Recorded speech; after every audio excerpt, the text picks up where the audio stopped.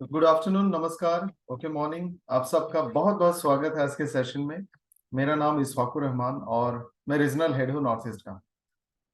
दोस्तों, हमारा एक बहुत इंपॉर्टेंट कैटेगरी प्रोडक्ट रेंज, और मेरा मानना है one of the most important.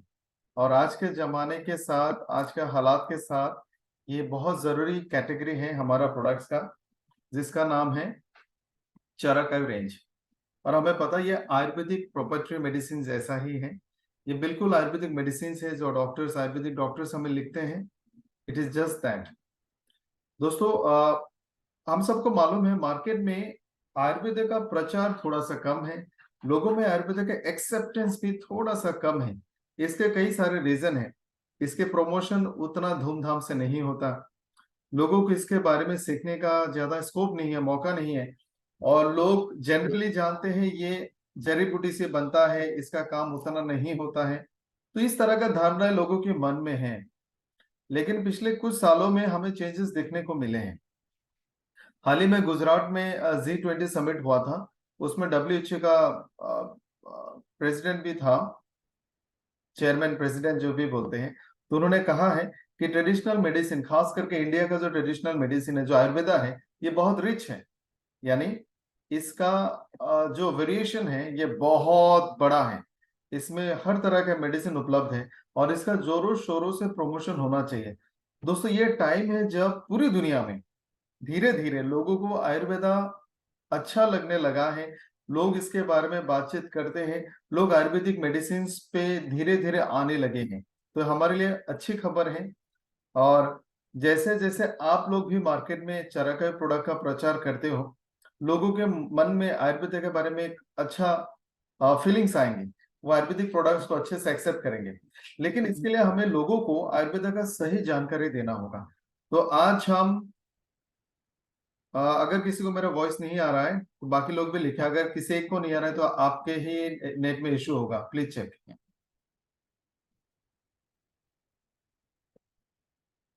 तो हम थोड़ा सा आयुर्वेद के बारे में सीखेंगे और उसके साथ प्रोडक्ट्स के बारे में सीखेंगे।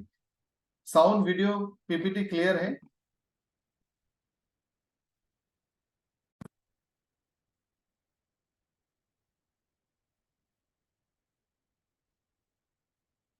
साउंड, वीडियो, पीपीटी क्लियर है? ओके।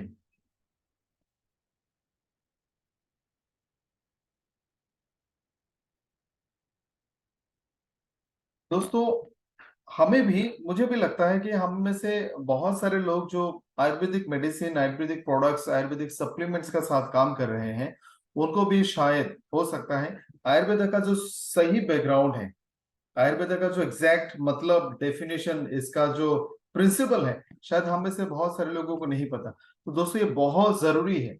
जब आप लोगों के सामने चरकावी या फिर आयुर्वेदिक मेडिसिन से आयुर्वेदिक प्रोडक्ट्स लेके जाते हैं ना, वो आपसे जरूर पूछेगा कि आयुर्वेदिक प्रोडक्ट्स कैसे बेहतर हैं। तो आपको इसका बैकग्राउंड जानना जरूरी है। तो चलिए थोड़ा सा सीखते इस मजेदार टॉपिक को, आयुर्वेदिक प्रोडक्ट्स के बारे में और चरकावी के बारे में। दोस्तों, आयुर्वेद का मतलब है the knowledge of life. Ayurveda जिंदगी के बारे में सिखाती है, सिर्फ बीमारी और दवाई के बारे में बिल्कुल नहीं सिखाती। ये एक अच्छा हेल्थ, हेल्थ का मतलब physical health, spiritual health, the health of the soul, आध्यात्मिक, आपका सोशल हेल्थ, आपका एनवायरमेंटल हेल्थ, आपके घर में अगर कोई पालतू जानवर है उसका हेल्थ, एग्रीकल्चर का हेल्थ, ये ओवरऑल सबके बारे में बताती है। ये फाइनेंशियल लाइफ के बारे में भी बताती है। यानी कि इंसान सुखी जिंदगी जिए अपने परिवार के साथ, अपने पर्यावरण के साथ, अपने समाज के साथ, तन मन से खुश हो और उसकी जिंदगी अर्थ से हो, स्वास्थ्य से हो, भरपूर रहे। This is complete definition of Ayurveda. जब भी कोई मरीज किसी आयुर्वेदिक डॉक्टर के पास जाते हैं तो डॉक्टर उसको, उसके पूरे बॉडी को, हर एक पार्ट को अलग अलग नजर से नहीं देखता इन द प्रिलिमिनरी डायग्नोसिस। एक आयुर्वेदिक अप्रोच यही होता है, ये पूरा जो बॉडी है ये सिंगल यूनिट है। यानी इस पूरे बॉडी का हेल्थ कैसा है, इसका मेंटल स्टेटस कैसा है, खुश है, दुखी है, डिप्रेशन है, एंजाइटी, एंशियसनेस है, क्या है, ये mentally physically fit and fine है। तो ओवरऑल पूरे बॉडी को एक एक नजर से देखा जाता है।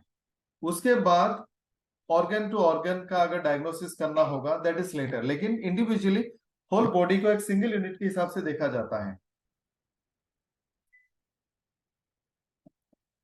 आयुर्वेदा कम से कम 5-6 हजार या फिर उससे भी ज्यादा पुराना साइंस है, और यह सबसे ज्यादा सक्सेसफुल साइंस है, क्योंकि आयुर्वेदा पिछले 5,000 सालों से डॉक्यूमेंटेड है। यानी 5,000 साल पहले और भी रिसर्चेस हुए होंगे, तब जगह आयुर्वेदा बुक में लिटरेसी में डॉक्यूमेंट हुआ, और पिछले 5,000 सालों में यह और पॉलिश होता गया, रिफाइंड होता गया, इसमें न्यू एडिशंस आते गए, न्यू रिसर्च इसमें समाता गया, न्यू उसमें टेक्निक्स आते गए, न्यू फॉर्मुलेशंस इसमें जुड़ता गया। ये सबसे ज्यादा फुल प्रूफ मेडिकल साइंस आप कह सकते हो, जो पिछले 5,000 सालों से बार बार लगातार रिफाइंड होता आ रहा है। ये सिर्फ इलाज के लिए नहीं है, जैसे मैंने कहा, ये इंसान को अच्छा जिंदगी देने के लिए है। अगर आप बीमार नहीं हैं तब भी आपको बीमारियों से रोकने के लिए यह बात करेगा, अगर आप बीमार हैं तो आपको बीमारी को दूर करने की बात भी करेगा। आयुर्वेदा का जो कॉन्सेप्ट है, बेसिकली 3 चीजों के बारे में हम लोग बहुत बात करते हैं। किसके दोषस, आयुर्वेदा में पूरे बॉडी और बॉडी के फंक्शंस को, यानी एनाटॉमी एंड फिजियोलॉजी को 3 हिस्सों में डिवाइड किया गया है। जैसे मैं एलोपैथिक मेडिसिन साइंस में या फिर मॉडर्न साइंस में हम लोग क्या कहते हैं, nervous system, circulatory system, respiratory system, digestive system, अलग अलग सिस्टम है, और हर एक सिस्टम में बहुत सारे ऑर्गन्स हैं, टिश्यूज हैं और उसके फंक्शंस हैं। आयुर्वेद में सारी चीजों को इकट्ठा 3 चीजों में बांटा गया है, बत, पित्त, कफ। यानी बॉडी को आप कह सकते हो बॉडी का बैलेंस है, ये तीनों चीज बॉडी को बनाती हैं और उसको मेंटेन करती है। ये तीनों फंक्शन या फिर स्ट्रक्चर अगर बिगड़ जाए, बिगड़ने का मतलब ज्यादा भी हो सकता है, कम भी हो सकता है, तो बॉडी बीमार हो जाएगा। बत पित्त कफ का थोड़ा सा आपको बताता हूं। कफ का मतलब है कोहेसिवनेस, स्ट्रक्चर एंड लुब्रिकेशन। बहुत आसानी से समझ में आएगा, मतलब पूरे शरीर का movement, as a whole body का मूवमेंट। जैसे मैंने अपना हाथ हिलाया, जिसमें जॉइंट्स आते हैं, मसल्स आते हैं, लिगामेंट्स आते हैं, कार्टिलेजेस आते हैं, टेंडन्स आते हैं, बॉडी का मूवमेंट, हाथ पैर जॉइंट्स एक्सेट्रा। पित्त का मतलब होता है digestion and metabolism and transformation.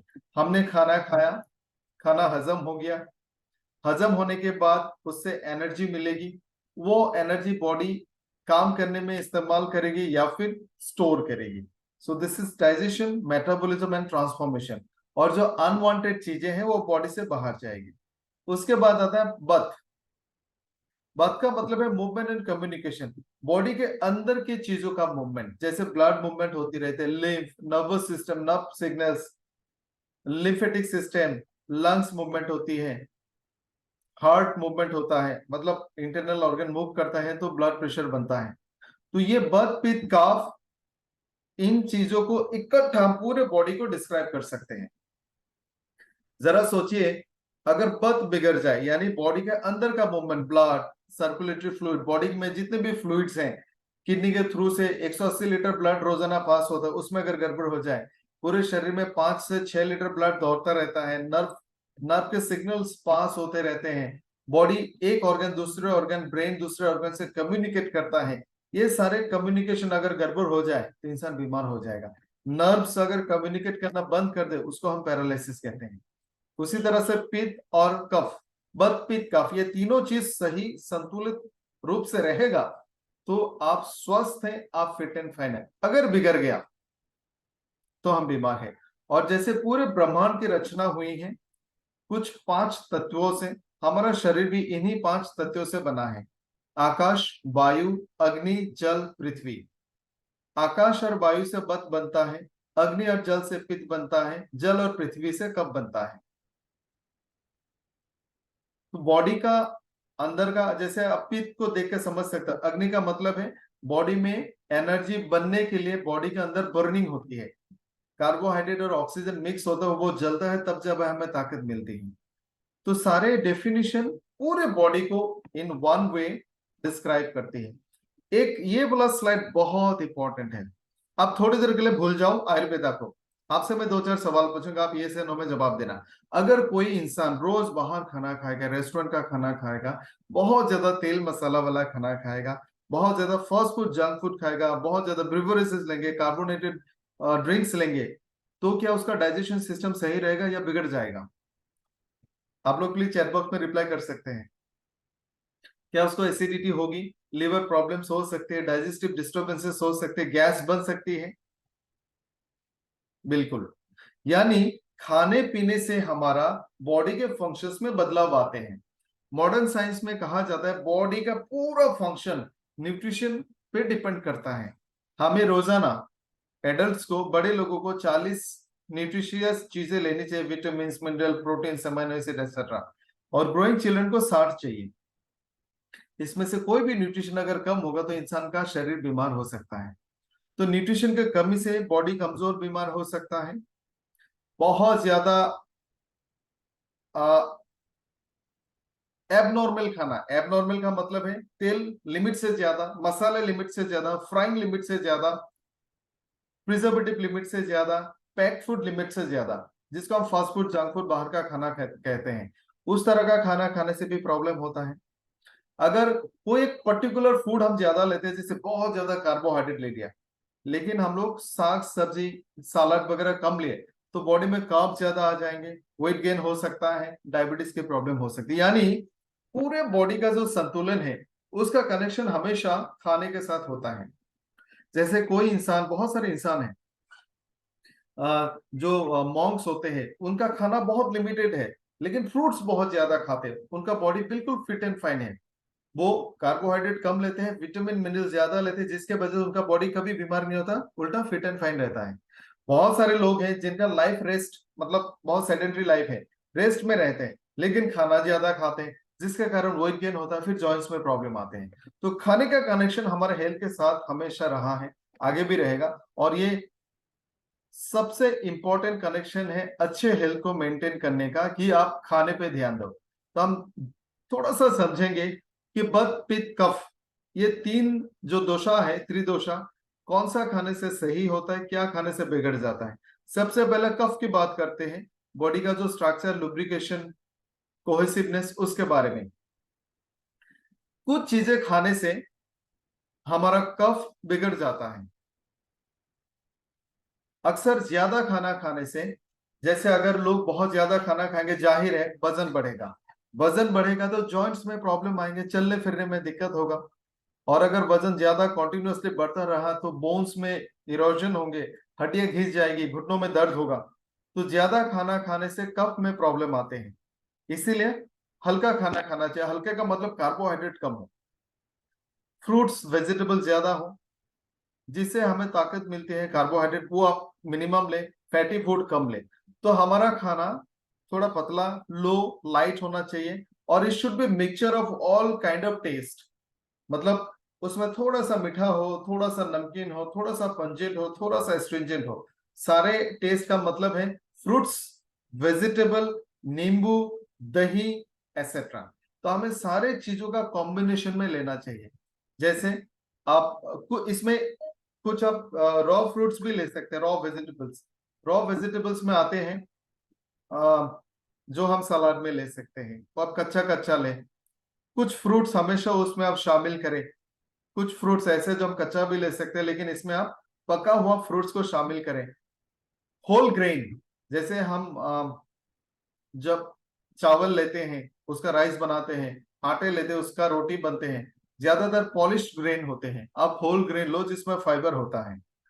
उसके अलावा शहद और कुछ गरम मसाले जो डाइजेशन के लिए बहुत अच्छा है, जैसे काली मिर्च, इलायची, दालचीनी, क्लोव्स को क्या बोलते हैं, लौंग, और सरसों और हल्दी। तो ये सारी चीज हमारे कफ को बैलेंस करता है। बिगड़ता कैसा है? कोई भी खाना ज्यादा खाने से। बत की बात करते हैं। बत यानी बॉडी का कम्युनिकेशन और इंटरनल मूवमेंट। अगर हम बहुत ज्यादा मसालेदार खाना खाएंगे और बहुत ज्यादा एक्सट्रीम टेस्ट वाला, जैसे जंक फूड, फास्ट फूड, जिसमें प्रिजर्वेटिव्स होते हैं, जैसे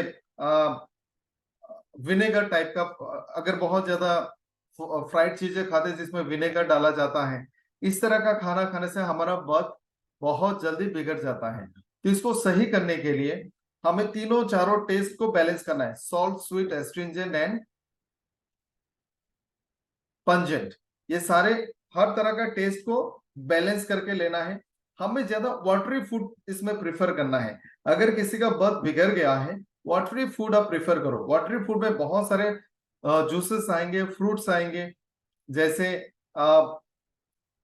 ब्रोकली जैसा वेजिटेबल्स आएंगे, कॉलीफ्लावर, पत्ता गोभी, फूल गोभी, होल ग्रेन, जीरा, कुछ और मसाले जैसे अदरक, दालचीनी, जामुन जैसे फ्रूट्स, मेलन्स, तरबूज, दही, ये सारे चीजों से हमारा बर्थ बैलेंस रहता है। तो हमें कोशिश करना है कि जब भी आप आयुर्वेदा के प्रोडक्ट के बारे में बात करते हैं, आप लोगों को बताएं बत पित्त कब क्या होता है और इसको लेने से ये संतुलन कैसे सही रहता है या फिर कैसे बिगड़ जाता है।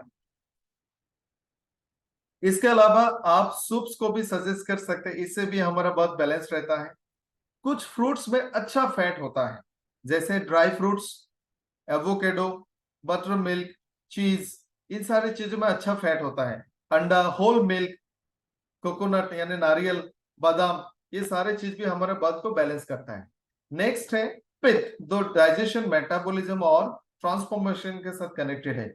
ज्यादा तेल मसाला वाला खाने से पित्त बिगड़ जाता है, शराब पीने से पित्त बिगड़ जाता है, बहुत ज्यादा बाहर खाना खाने से भी हमारा पित्त बिगड़ जाता है, बहुत ज्यादा नमकीन खाना खाने से भी हमारा पित्त बिगड़ जाता है।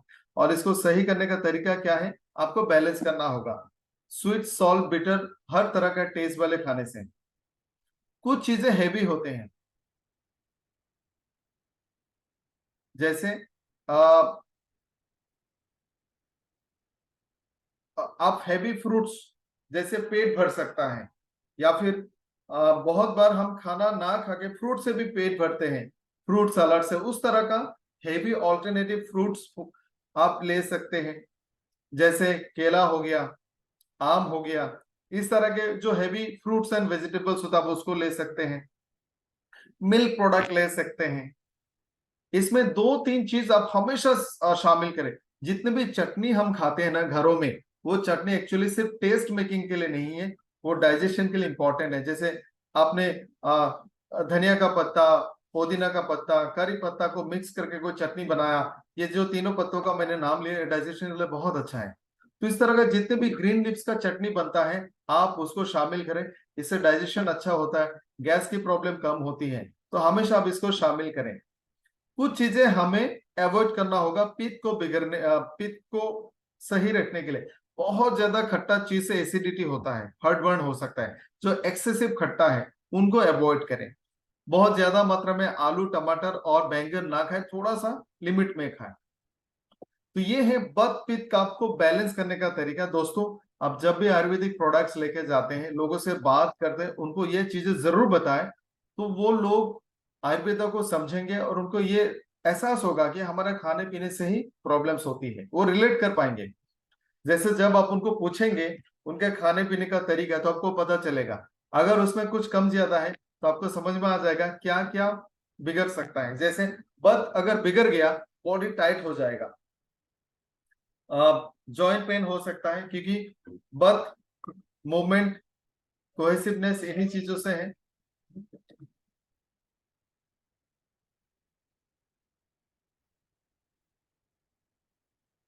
चलने फिरने में दिक्कत होगा, जॉइंट पेन हो सकता है, कमर में दर्द दर्द हो सकता है, आर्थराइटिस हो सकता है, उनको एंजाइटी हो सकता है, और नींद ना आने वाली प्रॉब्लम, बीमारियां हो सकती है। पित्त, डाइजेशन, मेटाबॉलिज्म बिगड़ जाए तो गैस, एसिडिटी, पेट में दर्द हो सकता है, सर दर्द हो सकता है, हेयर फॉल हो सकता है, बालों में सफेदी, बाल सफेद होने लगेंगे, खुजली, स्किन प्रॉब्लम, रैशेस, स्किन में बॉयल्स वगैरह, नेल, नाखून में प्रॉब्लम हो सकता है, मुंह में अल्सर्स हो सकते हैं और पेट में भी अल्सर हो सकता है। कफ अगर बिगड़ जाए, यानी बॉडी का जो इंटरनल मूवमेंट है, सर्दी, खांसी, जुकाम, स्लगिशनेस, सर दर्द, भूख ना लगना, एस्थमा, साइनसाइटिस, डायबिटीज, लेथर्जी, इस तरह का बीमारियां हो सकते हैं। तो जब भी लोग अपनी बीमारियों को बताए, आप ये स्लाइड के स्क्रीनशॉट ले ले, जब भी लोग बोले मुझे बहुत ज्यादा नींद आती है, तो आप ये रिलेट करने की कोशिश करो कि कब उनका बिगड़ गया है और कौन सा चीज से कब बिगड़ता, आप उनको पूछो ये खाना आपने कम खाया, ये ज्यादा खाया, तो उसको समझ में आएगा और वो इस बात को बिलीव करेंगे कि आयुर्वेदा में हर चीज का जवाब होता है। अब थोड़ा सा इसका मार्केट को समझते हैं आयुर्वेदा को। हमारे देश में इस सेक्टर का 335 बिलियन का ये आप कह सकते हो मार्केट है। 1 बिलियन में 100 करोड़ होता है, तो आप समझ सकते हैं ये जो मार्केट है इंडिया में, आप कह सकते हो बाकी हर सेक्टर की तरह जो सबसे ज्यादा फास्टेस्ट ग्रोइंग इंडस्ट्री होगा, सेक्टर होगा, उसके मुकाबले आयुर्वेदा पीछे नहीं है। ये बहुत ही फास्ट ग्रो होने वाले एक सेक्टर है। मैं छोटा सा एग्जांपल दूंगा। पतंजलि जो कंपनी है, आप लोगों ने देखा होगा, इसको बहुत ज्यादा टाइम नहीं लगा जीरो से यहां तक पहुंचने में। उन्होंने अच्छा प्रमोशन किया, प्रोडक्ट की जानकारी लोगों तक पहुंचाए। प्रोडक्ट की क्वालिटी पे हम नहीं जाते, लेकिन सिर्फ जानकारी पहुंचा के प्रमोशन से इतनी बड़ी कंपनी बन गई और लोगों ने उनका प्रोडक्ट को एक्सेप्ट किया। अगर आप हमारे चराका प्रोडक्ट्स को इंडियन मार्केट के किसी भी आयुर्वेदिक मेडिसिन के साथ कंपेयर करें, आप गर्व के साथ कह सकते हैं हमारे प्रोडक्ट्स बेहतर हैं। तो हम इस इंडस्ट्री को और आगे लेके जा सकते हैं। आने वाले 2 साल में इसका वैल्यू 1042 बिलियन होने वाला है और इसका एनुअल ग्रोथ रेट है 22%। इसमें सिर्फ हर्बल मार्केट का कंट्रीब्यूशन है करीब करीब 16%। ये मार्केट 2026 तक करीब करीब 24 बिलियन डॉलर तक स्प्रेड होने का उम्मीद है। यानी आप सही ट्रैक पे हो, आपके प्रोडक्ट सही है, जो नॉन स्टॉप ग्रो कर रही है और लोगों को ये प्रोडक्ट्स पसंद आ रहे हैं। चरका प्रोडक्ट के कुछ खासियत है, आपके स्क्रीन में है। जब भी आप लोगों से बात करोगे, आपसे सवाल पूछेगा इन प्रोडक्ट की स्पेशलिटी क्या है, दूसरे प्रोडक्ट से बेहतर कैसे हैं, आप बताना। ये एडवांस्ड आयुर्वेदिक फॉर्मुलेशन है। एडवांस का मतलब है हम लोगों ने अपने लेटेस्ट रिसर्च इसमें शामिल किए हैं, जो हजारों सालों से चली आ रही है। उसी फॉर्मूला को ज्यादा टेक्निक के साथ, ज्यादा टेक्नोलॉजी के साथ हम आप तक लेके आए हैं। इसमें 50% एक्सट्रैक्ट है और 50% पाउडर है। ये दोनों कॉम्बिनेशन में डालने का मतलब ये है कि आपको प्रोडक्ट का कॉन्सेंट्रेटेड फॉर्म मिले और इसका जो एक्टिव इंग्रेडिएंट है आपको ज्यादा मिले। यानी ये तेजी से काम करेगा और इसका असर लंबा टाइम तक रहेगा। ऑर्गेनिक है, सेफ है, जीएमपी सर्टिफाइड है, एफोर्डेबल है, साइंटिफिकली डिजाइंड है, 100% क्वालिटी और सेफ्टी का ध्यान हम हर प्रोडक्ट का रखते हैं। तो आज का हम लोगों का पहला प्रोडक्ट है यूरिक एसिड। दोस्तों ये प्रोडक्ट जैसे नाम बताया जाता है, मुझे लगता है हर कोई समझ जाता है कि ये किस कारण से बनाया गया है। पिछले कुछ सालों के मुकाबले देखा गया है लोगों में किडनी की प्रॉब्लम बहुत ज्यादा हो रही है। बहुत ज्यादा से लोगों में किडनी की प्रॉब्लम हो रही है और हर एज के, हर उम्र के लोगों में किडनी की प्रॉब्लम हो रही है। आप लोगों ने अपने आसपास में जरूर सुना होगा, 20 25 22 साल के बच्चे, 30 साल के लोग, उनको डायलिसिस हो रहा है, किडनी में प्रॉब्लम है। जब किडनियां कमजोर होती है, कई कारणों से किडनियां कमजोर होती है। पानी कम पीने से होता है, बहुत सारे मेडिसिन के साइड इफेक्ट से होता है, जेनेटिकली भी हो सकता है, एक्सीडेंट इंजरी से भी हो सकता है, खाने पीने की गड़बड़ी से हो सकता है। सो मेनी रीजंस किडनियां कमजोर होती है। जब किडनियां कमजोर होती है तो यूरिक एसिड ब्लड में बढ़ने लगता है। थोड़ा सा आपको इसका टेक्नोलॉजी साइंस बताता हूँ, मैकेनिज्म बताता हूँ, ताकि आप लोगों को समझा पाए। बहुत सारे लोगों को पता नहीं चलता कि यूरिक एसिड क्या है। जब भी हम कोई प्रोटीन फूड खाते हैं, कोई भी प्रोटीन फूड, वो प्रोटीन हजम होने के बाद, जैसे हमने चिकन मटन कुछ भी खाया होगा,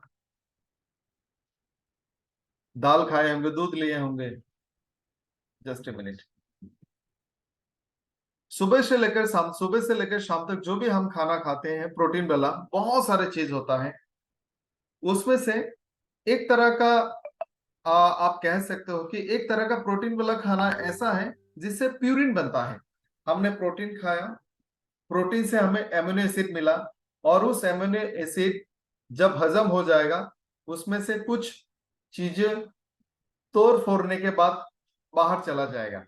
जैसे हम जब गन्ने का जूस पीते हैं, मशीन में गन्ना डालते हैं, एक तरफ से जूस निकलता है, दूसरी तरफ से कचरा निकलता है। उसी तरह से जब हम प्रोटीन वाला खाना खाते हैं, प्रोटीन हजम होने के बाद एक कचरा निकलता है, और ये खास तरह से प्यूरिन वाला प्रोटीन, या फिर आप कह सकते हो कुछ ऐसे प्रोटीन है जिसमें प्यूरिन ज्यादा होता है, जैसे रेड मीट, बीन्स।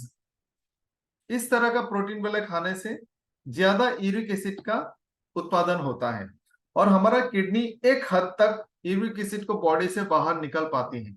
और अगर बाहर नहीं निकलेगा, अगर किडनी कमजोर है, आपने कम पानी पिया, और या फिर आपने प्यूरिन बेस्ड फूड ज्यादा ले लिया, तो एक्सेस यूरिक एसिड हमारे ब्लड में रह जाएगा, खून में घूमता रहेगा, और ये बॉडी के कुछ जगहों पे जाके जमा हो जाता है, जैसे पैरों के उंगलियों के जॉइंट्स पे। और ये यूरिक एसिड एक क्रिस्टलाइन फॉर्म में होता है, जो बिल्कुल नीडल जैसा नुकीला होता है, शार्प पॉइंटेड होता है। ये जब जमा होता है तो पेन शुरू होता है, और ये पेन भयंकर होता है। इस पेन का निशानी बताता हूं। ये पेन अक्सर रात को होता है। जिस एरिया में पेन होगा वो गर्म होगा, स्वेलिंग होगा, लाल होगा, और आपको ऐसा लगेगा किसी ने हथौड़ा मार के आपके वहां के सारे हड्डियां तोड़ दी है। It's very very painful. तो यूरिक एसिड बेसिकली पैरों की उंगलियों के बेस में, मान लो वो एक मेरा पैर है, तो पैरों का ये फर्स्ट फिंगर है, इसके बेस में जमा होता है, एंकल्स में भी होते हैं। तो इसका पहला जो इलाज है लोगों को आप हमेशा बताना, बहुत ज्यादा पानी पिए, कुछ दिनों तक प्रोटीन का सेवन थोड़ा सा कम कर दें। उसके बाद आप उनको सजेस्ट करें, आप हमारा यूरिक एसिड लेना शुरू करें। और ये यूरिक एसिड टैबलेट बहुत ही साइंटिफिकली डिजाइन किया गया है, जिसमें गिलय है, मेथी है, कुटकी, सौंफ, अश्वगंधा, सुध, सुहागा, शलाकी, निर्गुंडी और शंख भस्मा डाला गया है। ये यूरिक एसिड का प्रोडक्शन को भी कंट्रोल करेगा, बॉडी से बाहर निकलने में भी मदद करेगा, जॉइंट्स में डिपॉजिट होने में मदद करेगा, पेन को भी कम करेगा, यानी हर तरह से काम करेगा ताकि आपका यूरिक एसिड की प्रॉब्लम दूर हो जाए। लेकिन फूड हैबिट्स हमेशा बताना, पानी ज्यादा पिए, purine based fat protein food कम लें। चले समझते हैं यूरिक एसिड के बेनिफिट्स। सबसे पहले, आपके बॉडी में जहां में भी यूरिक एसिड जमा होता है, वो जमा होने से ये रोकेगा, खास तरह से जॉइंट्स में और मसल में, जिसके कारण पेन, स्वेलिंग और इन्फ्लेमेशन कम हो जाएगा।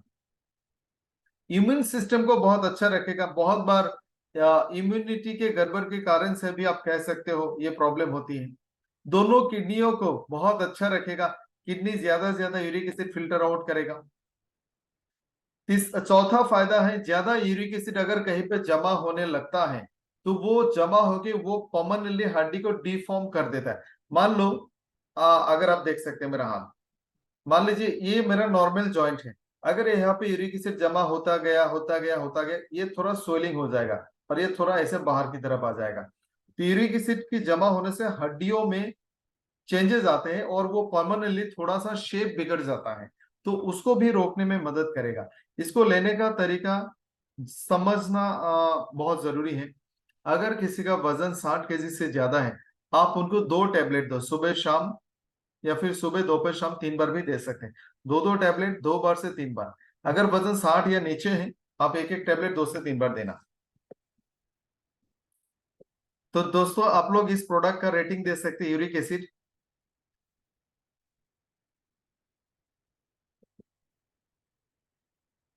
किडनी को बीमारियों से बचाने के लिए बहुत सारे टेस्ट किए जाते हैं, जिसमें क्रिएटिनिन आते हैं, एल्बुमिन आते हैं, ग्लोबुलिन आते हैं, प्रोटीन इन यूरिन आते हैं। तो इस तरह का बहुत सारे मेजरमेंट है, यूरिया है, यूरिक एसिड है।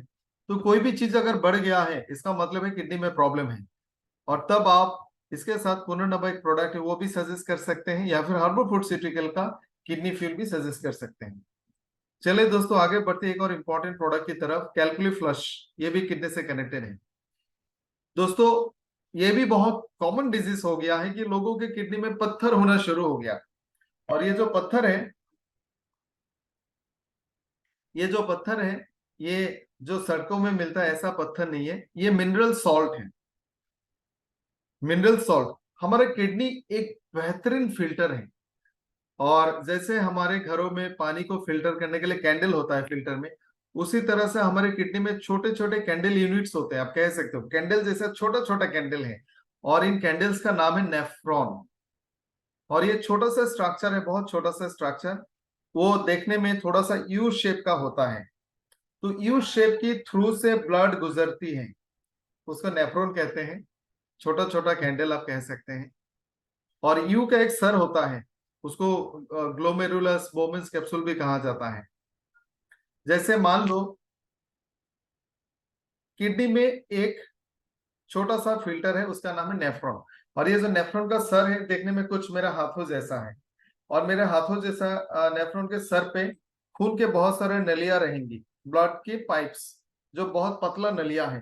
तो ब्लड यहाँ पे आएगा और ये नेफ्रॉन ब्लड को फिल्टर करके अंदर लेगा। तो ब्लड के साथ सब कुछ तो नहीं आएगा, एक दो चीज नहीं आएगा जो अनवांटेड है। इस तरह के कुछ चीजों को फिल्टर करके वो अंदर ले लेगा। जब ये पूरा ब्लड ये यू शेप के नेफ्रॉन के थ्रू से गुजरेगा, तो किडनी किडनी के जो फिल्टर है नेफ्रॉन, इसमें से इंपॉर्टेंट चीजों को रखेगा, अनवांटेड चीजों को बाहर निकाल के भेज देगा। यानी ये जो प्रोसेस है, पूरा ब्लड इतने सैकड़ों नेफ्रॉन यूनिट के थ्रू से गुजरते गुजरते पूरे दिन में एक किडनी 180 लीटर ब्लड को अंदर लेके फिर बाहर निकाल देता है।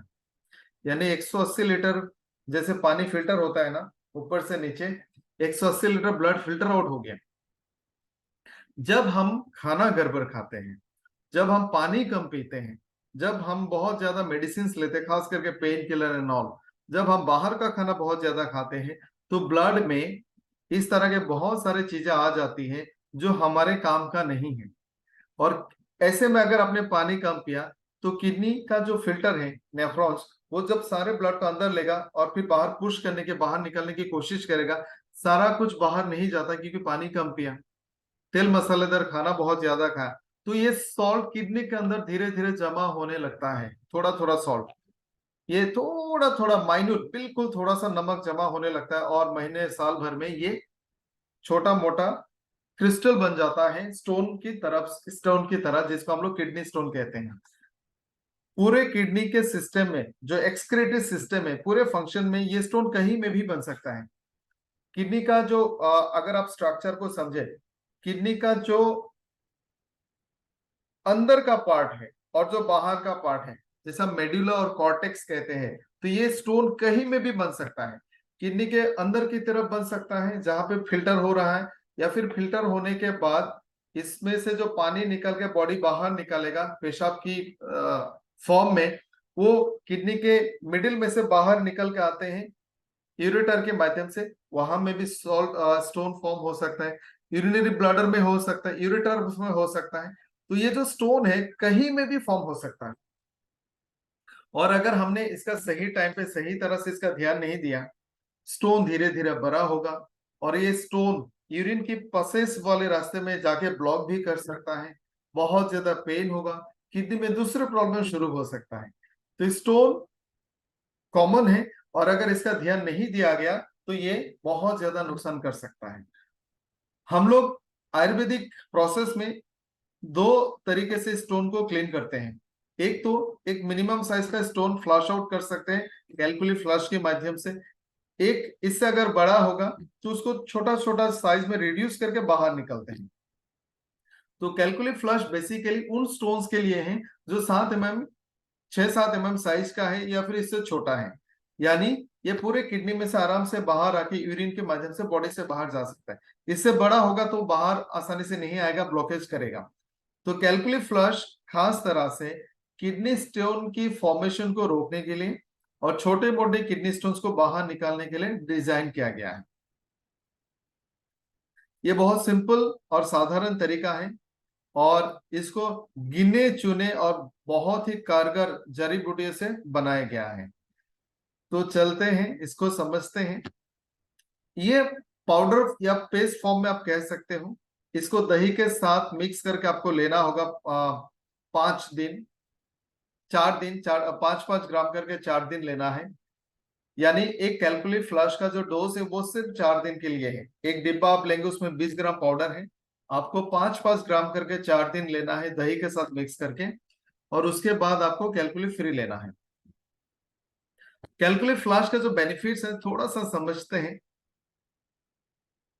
स्टोन को बनने से रोकता है और बॉडी से बाहर निकालने में मदद करता है। बेसिकली 6-7 mm का स्टोन को ये बड़े आसानी से बॉडी से फ्लश आउट कर सकता है। ये स्टोन को डिसॉल्व करने में भी मदद करता है। जैसे अगर थोड़ा बड़ा स्टोन हो गया तो उसको डिसॉल्व करके छोटा करने में भी हेल्प करेगा, लेकिन एकदम से एक बार में नहीं होगा। तो आपका आपका जो इसका रेजिमी होगा, आपने कैलकुलेट फ्लश लिया, आपको लगता है छोटा स्टोन है, 4-5-6 mm का है, आप लगातार 3-4 बॉटल कैलकुलेट फ्लश लो, उसके बाद आप एक बॉटल कैलकुलेट फ्री लो, आप दोबारा से सोनोग्राफी करा के चेक कर लो। तो ये डिसॉल्व करने में मदद करता है और बाहर निकालने में मदद करता है। आप अगर किसी को स्टोन नहीं है लेकिन आपका लाइफस्टाइल भी सही नहीं है, तो आप लाइफ टाइम में इस प्रोडक्ट को लेते रहना। कभी कभार, जैसे साल में एटलीस्ट 2-3 बार लेना कैलकुलेट फ्लश, 2-4 बार कैलकुलेट फ्री भी लेना। तो ये होने वाली जो रिस्क की, आपके किडनी में स्टोन का होने का जो खतरा या रिस्क है उसको रोकेगा, होने नहीं देगा। तो एज ए प्रिवेंशन आप इसको इस्तेमाल कर सकते हैं, क्योंकि ये सॉल्ट फॉर्मेशन को रोकता है और यूरिनरी ब्लॉकेज को क्लियर करेगा। ये एंटी माइक्रोबियल भी है, जिसके कारण अगर आपके यूरिनरी ब्लैडर में या फिर पूरे यूरिनरी सिस्टम में कहीं में किसी भी तरह के इन्फेक्शन है उसको भी दूर करेगा। तो इसको लेने का तरीका मैंने बताया। पाउडर है, 5 ग्राम करके 4 दिन लेना है दही के साथ सुबह खाली पेट, और उसके बाद 2-3-4 बोतल लगातार आप ले, या फिर आप ऐसा भी कर सकते हैं 2 बोतल फ्लश ले लिया, 1 बोतल फ्री ले लिया, लाइक दैट आप इसको कंटिन्यू करें। और 1-2 महीने के बाद आप दोबारा से अल्ट्रासाउंड करके चेक कर सकते हैं। इसी के साथ कनेक्टेड एक और प्रोडक्ट है कैलकुलेट फ्री। कैलकुलेट फ्री से हमें समझ में आता है कि ये स्टोन होने नहीं देगा, यानी स्टोन को बॉडी से बाहर निकाल के भेजेगा और फ्यूचर में भी स्टोन नहीं होने देगा। तो ये भी एक कंप्लीट आयुर्वेदिक प्रिपरेशन है जो स्टोन को तोड़ने में मदद करता है। और जब भी किसी को स्टोन हो, साइज कितना भी हो, दोनों का कॉम्बिनेशन में आप यूज करेंगे तो आपको रिजल्ट बेहतर मिलेगा। पहला 4 दिन आपने कैलकुलेट फ्लश यूज किया, 5वें दिन से आप कैलकुलेट फ्री यूज करो। इसके बाद एक और कैलकुलेट फ्लश आप यूज करें, फिर कैलकुलेट फ्री। लेकिन अगर छोटा स्टोन है 5-6 mm 7 mm का, तो लगातार 3-4 बोतल कैलकुलेट फ्लश ही यूज करें, बाद में कैलकुलेट फ्री। तो ये किडनी स्टोन को छोटा करेगा और फिर बॉडी से बाहर निकालेगा और फ्यूचर में होने नहीं देगा। तो इसका जो बेनिफिट्स है मैं आपके साथ शेयर करता हूं।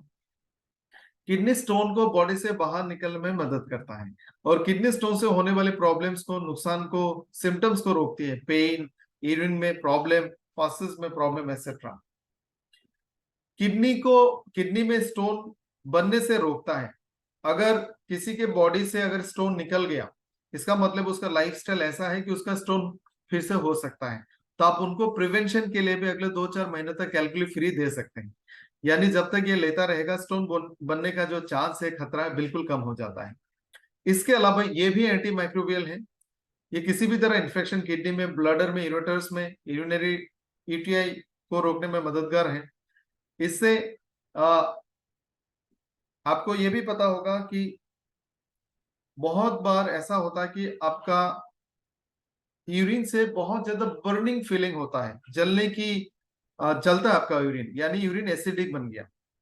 तो आपको डॉक्टर साहब एक यूरिन एल्कलाइजर्स देते हैं, यानी यूरिन एसिडिक हो गया। तो ये प्रोडक्ट कैलकुलेट फ्री ये न्यूट्रलाइजेशन का काम भी करता है, यानी यूरिन को न्यूट्रलाइज करेगा, एसिड से अल्कलाइन तक लेके जाएगा। और साथ साथ ये अगर यूरिन एसिडिक रहेगा तो डिटॉक्सिफिकेशन नहीं होगा, क्योंकि एसिड में वो तमाम वॉइस प्रोडक्ट नहीं आता है, तो उसको अल्कलाइन बने रहना पड़ेगा। तो जब यूरिन एसिडिक हो गया, आप उनको कैलकुलेट फ्री दे सकते हैं, तो यूरिन फिर से न्यूट्रलाइज हो जाएगा, फिर अल्कलाइन बनेगा। इससे बॉडी का जो डिटॉक्सिफिकेशन है वो भी अच्छा हो जाएगा। इसको भी 2 से 3 टैबलेट, सॉरी 1 से 2 टैबलेट हमें दिन में 3 बार या 2 बार लेना है। तो आप लोग अपने इस प्रोडक्ट का भी रेटिंग रिव्यू दे सकते हैं, ये प्रोडक्ट आपको कैसा लगा। एक और लास्ट प्रोडक्ट लेते हैं जिसका नाम है लिकोरेस्ट। दोस्तों ये बहुत इंपॉर्टेंट प्रोडक्ट है। इसके साथ कनेक्टेड एक इंफॉर्मेशन मैं आपको देना चाहूंगा। 2013 14 में 13 14 15 इस टाइम के दौरान असम के, नॉर्थ ईस्ट के असम के 2-4 डिस्ट्रिक्ट में एक बहुत ज्यादा एथनिक वायलेंस हुआ था। दो कम्युनिटी के बीच में बहुत बड़ी जंग छिड़ गया था, बहुत बड़ा लड़ाई हुआ था। 3 डिस्ट्रिक्ट के लोग डिस्प्लेस्ड हो गए थे, घर जलाए गए, लोग मारे गए, बहुत नुकसान हुआ जान माल का। तो वहां में मैं गवर्नमेंट के साथ और कुछ एनजीओ के साथ ऐसे डिस्प्लेस पॉपुलेशन को, और जो लोग अपने घरों में थे उनको हेल्थ फैसिलिटीज नहीं मिल रहे थे, तो उनको हम लोग ने हेल्थ फैसिलिटीज दिए थे। कई हॉस्पिटल सामने चलाए हमारे टीम ने, डॉक्टर्स ने मिलके, हमारे एनजीओ ने। फिर हम लोग ने लोगों को एडुकेट किया, अवेयरनेस किया, ट्रेनिंग्स किए उनके लिए, आशा वर्कर्स को एम्पावर किया, सेफ डिलीवरीज कराएं, प्रेगनेंसी को इंस्टीट्यूशनल डिलीवरी कराएं। तो बहुत सारे काम किए हम लोग साल भर में। तो हमें जहां में भी कैंप्स होते थे, और हम लोग उनको, खास करके हमारा ऑब्जेक्टिव था लेडीज और एडोलेसेंट गर्ल्स, और चिल्ड्रंस, इनके हेल्थ केयर के लिए हम लोग फैसिलिटीज दे रहे थे। तो जब जब हम कैंप में जाते थे तो मोस्ट ऑफ द लेडीज शिकायत लेकर आती थी कि सर हमें लिक्यूरिया की बीमारी है, कई सालों से है। दोस्तों लिक्यूरिया हमें थोड़ा अच्छे से समझना होगा। ये फीमेल बॉडी का नॉर्मल सिक्रेशन भी हो सकता है, और ये इन्फेक्शन भी हो सकता है। जैसे फीमेल्स में एक माइल्ड डिस्चार्ज हमेशा हमेशा होता रहता है, व्हाइट डिस्चार्ज, हल्का सा व्हाइट डिस्चार्ज नॉर्मली हमेशा होगा। लेकिन ये अगर बहुत ज्यादा मात्रा में हो, बहुत ज्यादा स्टिकी हो, उसमें से फाउल स्मेल आए, तो वो लिकोरिया है। और ये 2 कारणों से हो सकता है कि वह आपके बॉडी में, फ्लोरा में, जैसे पेल्विक रीजन में अच्छे बैक्टीरिया होते हैं, वो अच्छे बैक्टीरिया की गड़बड़ के कारण से डिस्चार्ज हो सकते हैं। हार्मोनल चेंजेस के कारण ये एक्सेसिव व्हाइट डिस्चार्ज हो सकता है, या फिर इन्फेक्शन के कारण ये व्हाइट डिस्चार्ज हो सकता है। और most of the common reason infection ही है, और ये इन्फेक्शन खतरनाक है। खतरनाक क्यों है मैं बताता हूँ। क्योंकि ये सिंगल ऑर्गेनिज्म से इन्फेक्शन नहीं होता, ये मल्टीपल ऑर्गेनिज्म इन्फेक्शन है। इसमें बैक्टीरिया, वायरस, फंगस, सारी चीजों का इन्फेक्शन से होता है। और अक्सर हम इसका ट्रीटमेंट में सिर्फ इस महिला को दवाई देते हैं, लेकिन ये इन्फेक्शन उनके हस्बैंड को भी हो जाता है, और हमने हस्बैंड का इलाज नहीं करवाया। हस्बैंड में सिम्टम्स नहीं दिखते, महिला में सिम्टम्स दिखते हैं, महिला का इलाज हो गया। हस्बैंड से ये इन्फेक्शन दोबारा महिला में आते हैं। यानी इसका जो अप्रोच है ये ऐसा होना चाहिए, ये दवाई हम हस्बैंड और वाइफ दोनों को देंगे, और लॉन्ग टाइम तक देंगे।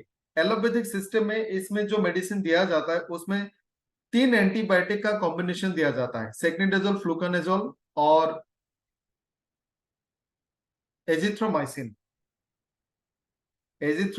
सेक्निडाजोल, फ्लूकानाजोल, ये कुल मिला के 3 ग्राम 4 ग्राम का दवाई दिया जाता है, और ये बहुत हैवी डोज है। और 1 साल में ये किट आपको एक ही बार लेना है, तो बार बार ले भी नहीं सकते। अब थोड़ा सा समझते हैं इसके इन्फेक्शन का रीजन। दोस्तों हम लोग हेल्थ के प्रोफेशन से जुड़े हैं, और कई बार हमें इस तरह के बातें करनी होंगी जो आपको लग सकता है शर्म लग रहा है, या फिर सबके सामने ये बात कैसे सुने। आप ऐसा बिल्कुल ना सोचो। आप सोचो आप डॉक्टर हो और आप मेडिकल की पढ़ाई कर रहे हैं, आपको एनाटॉमी, फिजियोलॉजी सिखाया जा रहा है, क्योंकि ये बेसिक हेल्थ एंड हाइजीन ना जानने के कारण ये इन्फेक्शन होता है।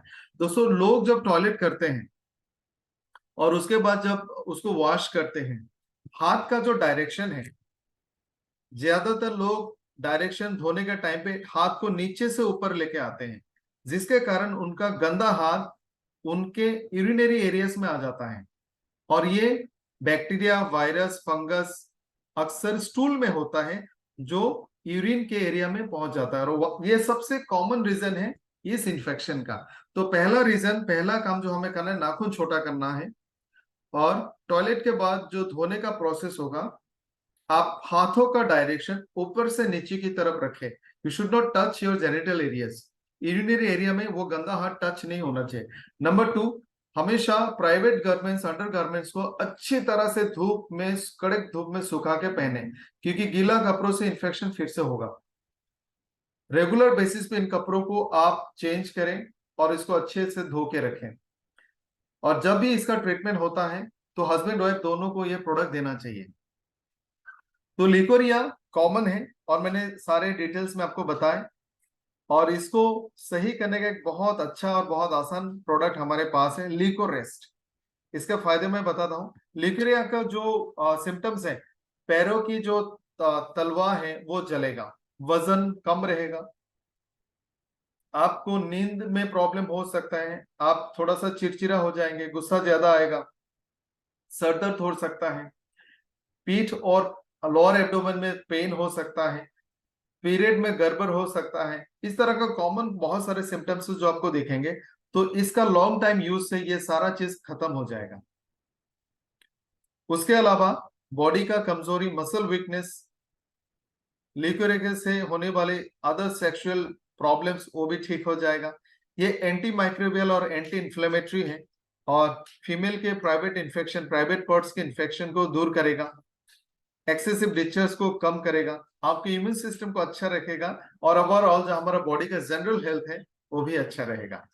इसको लेंगे अगर आप 60 या नीचे, 60 kg या नीचे का वेट है, तो आप एक टैबलेट 2 बार या 3 बार लेंगे। 60 के ऊपर आप 2 टैबलेट 2 बार से 3 बार लेंगे। तो दोस्तों, इसी प्रोडक्ट के साथ हम लोग आज का सेशन यहाँ पे खत्म कर दें। बट टू रिमाइंड यू, जब भी आप लोगों से मिलते हो, बात करते हैं, आप उनको आयुर्वेदा का कॉन्सेप्ट समझाएं।